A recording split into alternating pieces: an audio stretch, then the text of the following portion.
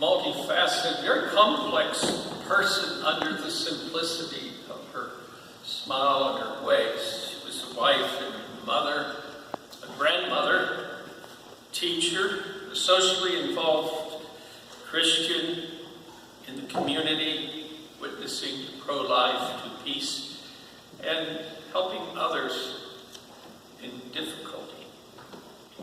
She was above all committed Christian, a Catholic who made sense out of her faith and took it seriously.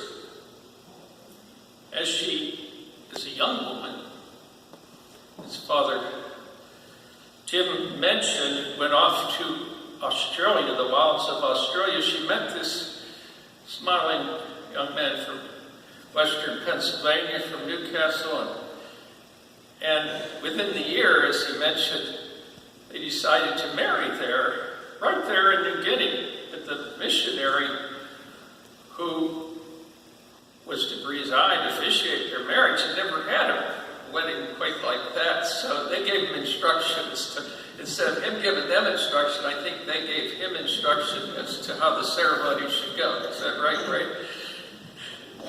And as usual, she took charge along with her beloved Ray. And in that capacity, there were underlying characteristics of that really deep faith. She understood that you had to grow in the gospel through prayer, and she had a never-ending hope that things would work out. You see this in the last years here, where she first overcame many of the maladies, and then ultimately she accepted the Lord's will and passed away. But not without really keeping intent upon what the Lord's will was and her practical sense of compassion and concern. About a week ago, I was praying with her in the room there at the nursing home, and she was saying something. And you know what she was saying? Is the agenda ready for the grandmother's corps? She had that. She wasn't worried about herself. She wanted to make sure things were happening. So this young woman who took on so much then became a life of dedication as a mother with 5 children, now with grandchildren, and as an involved teacher, professor of information technology and computer.